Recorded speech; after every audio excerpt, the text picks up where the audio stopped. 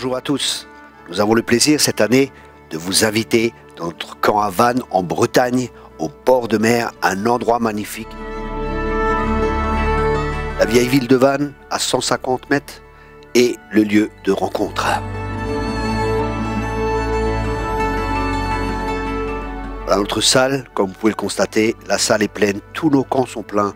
Nous vous encourageons à vous inscrire rapidement.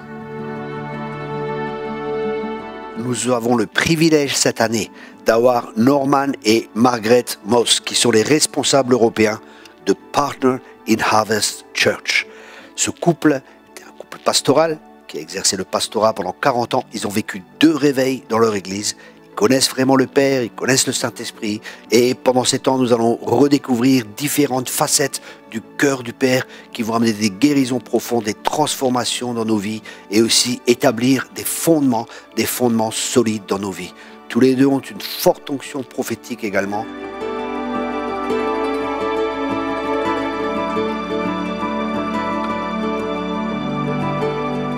Nous avons aussi sur place une équipe qui prendra du temps pour la relation personnelle, relation d'aide.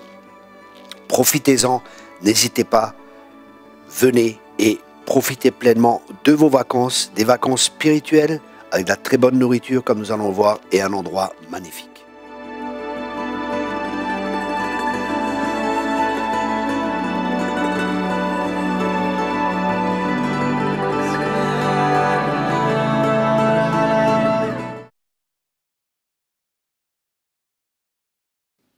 Quand Stéphane a prié et il a dit « Ceux qui ne connaissent pas ce que c'est un père », de se lever, je me suis levé.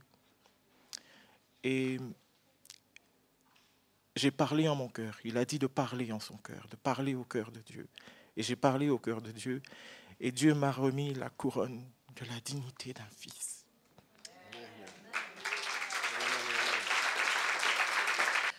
Quand je suis arrivée, je ne connaissais pas du tout. Et puis, quand je suis arrivée, il y avait Jonathan, il y avait Thierry, tout ça. Tout le monde était en short, décontracté, tout. Il n'y avait pas du tout une ambiance oh là là, sérieuse et tout. Je me suis dit, oh là là, où je suis et tout. Et le premier ou deuxième jour, oh là là là là, j'ai vraiment eu du mal. Et je crois que j'avais vraiment, même je crois que le Seigneur, il doit encore agir, beaucoup de religiosité, quoi. Et du coup, en moi d'esprit religieux, ben, ça c'est sûr. Et je crois qu'ils sont un peu partis. Et ce que le Seigneur, il a fait... Et vraiment, je remercie le Seigneur parce qu'à chaque message, dès le premier message, je dis « Waouh, dis donc, c'est super ». Et bah, chaque message, on était fortifiés et on recevait vraiment sur l'amour de Dieu, sur comment Dieu nous aime. Et vers le milieu de la semaine, du coup, d'un seul coup, j'ai réalisé aussi que, bah voilà, que Dieu il m'aime, quoi. Que Dieu il m'aime.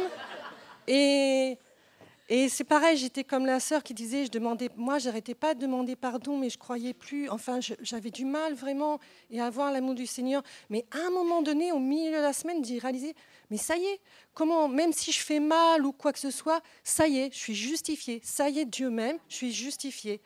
Et voilà, et du coup, ça y est, Dieu m'a pardonné, quoi. Bon, là, depuis, je relutte à nouveau. Puis quand je suis fatiguée aussi un peu. Mais vraiment, je bénis le Seigneur pour ce camp parce que, voilà, j'ai beaucoup reçu. Et dans la louange aussi, et la liberté, voilà, d'être comme on est. Et puis, surtout, de savoir que le Seigneur, il nous aime tel qu'on est. Voilà. Et puis...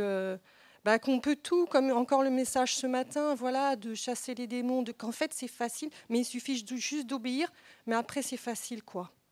Parce que tel qu'on est, surtout quand les orateurs aussi, ils ont dit d'où ils venaient, j'ai dit, oh là là, Seigneur, mais c'est ça, tu prends les choses folles. Mais ça veut dire que si eux, ils sont comme ça, et ils prêchent comme si c'était, quand on les entend, les messages, c'est super. C'est comme si on entendait un pasteur qui a fait une école de théologie où ils construisent des messages. C'est vraiment bien ce qu'ils disent, même s'ils sont naturels.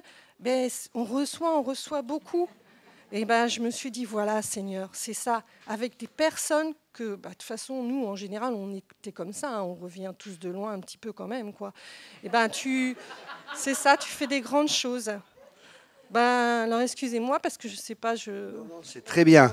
Merci beaucoup. Ce matin, vous m'avez posé une question. Quelle était la question que vous m'avez posée? Vous savez, au petit déjeuner. Ben, c'était pour le voile en fait, parce que du coup, ben, j'avais du mal aussi à entendre le Seigneur me parler, tout ça, et moi je posais la question pour le voile et pour le voile depuis longtemps, tout ça. Mais je savais que, bon, si je demandais à Thierry, je pensais que déjà, comme il disait, pour la femme qui enseigne tout ça, donc pour lui, c'était... Mais pendant des années, moi, du coup, je n'ai pas avancé, je crois, parce que je me suis posé ces questions sur sur le voile, l'enseignement de la femme, et tout ça, ça empêche d'avancer si on n'est pas libre avec le Seigneur, en fait. Et quelle a été ma réponse que je vous ai donnée vis-à-vis du voile?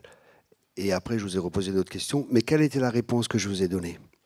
Ben, la première réponse, c'était demande à Jésus. C'est lui qui va te dire, parce que moi, je ne peux pas te dire quelque chose. Ça, c'est la réponse que je lui ai donnée. Et après, je suis parti et j'ai eu une autre pensée et je suis retourné vers elle.